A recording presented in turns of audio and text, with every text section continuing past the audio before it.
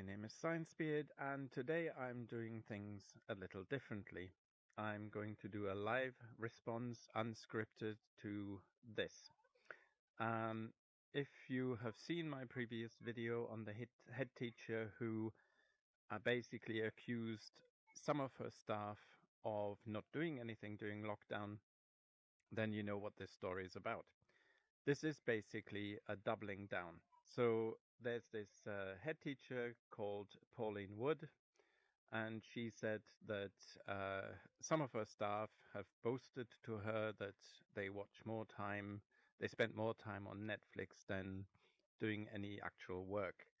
And I think, she was suspended, and I think that the problem is here that she doesn't see what the problem is for the school. And the problem for the school is basically that she's brought her employer into disrepute, and the governors have rightfully suspended her at full pay, and you will see the irony of that fact in a minute. And they're investigating what she's done and so forth. So she went on BBC Radio and said, some of my staff, it's the elephant in the room, they're not doing any work, and they're being lazy. So my reply to that was really, you are the boss. Why are you not setting achievable goals for them in lockdown to do work and supply children with work? I know that my local school has been absolutely brilliant, and I know from experience that doing this sort of work takes absolutely ages, and putting stuff together. You think that it's just clicking some worksheets together that you already have.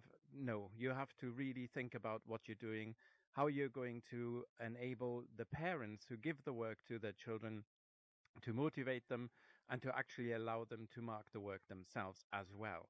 So because if it's worksheets, for example, which we had, you can't simply send them back to the school. I said not simply, it's not impossible, but not simply. And if it's online work, then it needs to be checked and so forth as well. And as I said in my reply as well, I had 300 students, and if I had to phone every one of them every week and set work and chase them for homework and so on, that would have not been nothing. That would have been quite the undertaking. But anyway, she says, parents are 100% behind me. And here's the thing. Everybody loves a lazy teacher story. Everybody loves a teachers work 9 till 3, get long holidays, super pay, and she is part of the problem.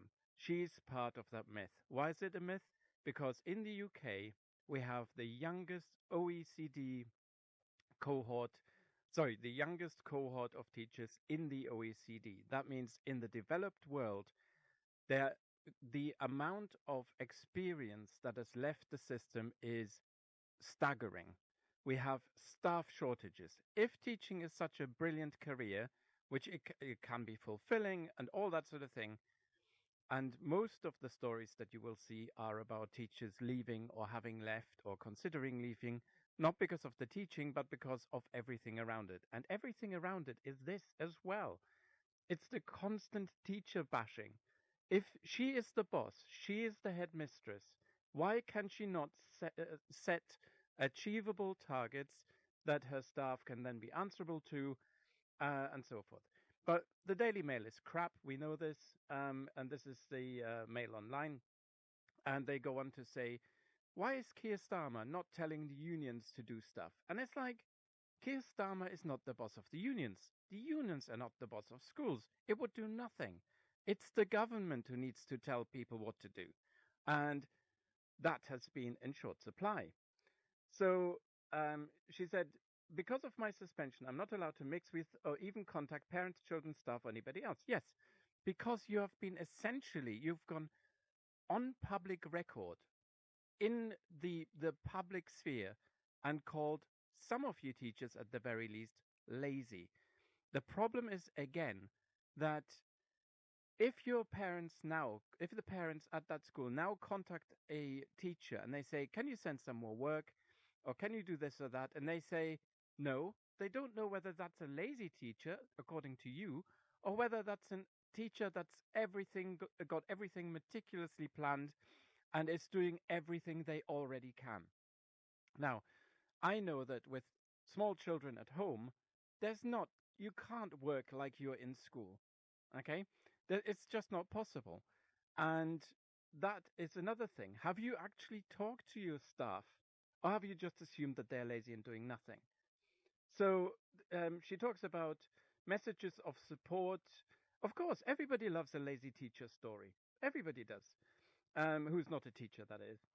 And um, and it's this thing here. It's bringing your employer into disrepute. Let's just say for a second that it was a teacher at that school who said, "My boss is lazy. She doesn't do anything. She doesn't give me targets. She doesn't talk to me. All she does is go and sit in her office." Then she would have been fired on the spot, or he would have been fired on the spot, right? Because she's bringing her employer into disrepute. And her employer, by the way, Pauline Wood's employer, she's not her own boss. She answers to the governors. And governors answer to people like Ofsted. And if they don't do their job, and this could easily be construed as a failing in the governance, the oversight, then you could they would be in trouble. I mean, it's an unpaid voluntary position, and they've been called all sorts of names under the sun by Michael Gove, who was incredibly unpopular, of course, for that reason. And I mean, I accept that she won some sort of or was nominated for a teaching award. Brilliant. But did she do this herself? No. Her staff worked with her. And this is not a litigation of her ability as a teacher. It's a litigation of a public litigation that she brought on herself as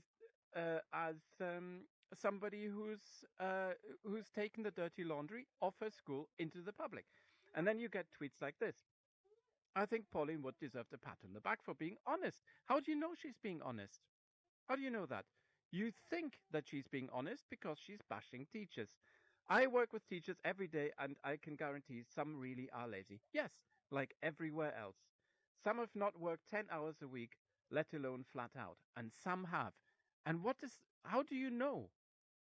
So you've made life for those really hardworking teachers a lot more difficult, apart from the fact that you've basically told them that they are still not doing enough. They're lazy and they're not doing enough. And this is Pauline Wood, head teacher from Grange Park, tells the truth about lazy teachers. So this is the problem with, look, conservatives. It doesn't surprise me. This narrative has been going on. Lazy teachers, right? And we don't have enough teachers. We don't actually, if it's such a brilliant, do very little occupation that doesn't require a lot of skill, why haven't we got people barging down the doors to the profession? That's what I want to know. And this infuriates me, and it should infuriate other people. Talk to your teachers about what they do. And this is the hypocrisy that I got as well. So they will call you lazy, and they will complain about you, and they will not talk to you. The parents, that is. Some of them, not all of them, obviously. And then at parents' evening, they're gushing. They say, what a brilliant job you're doing.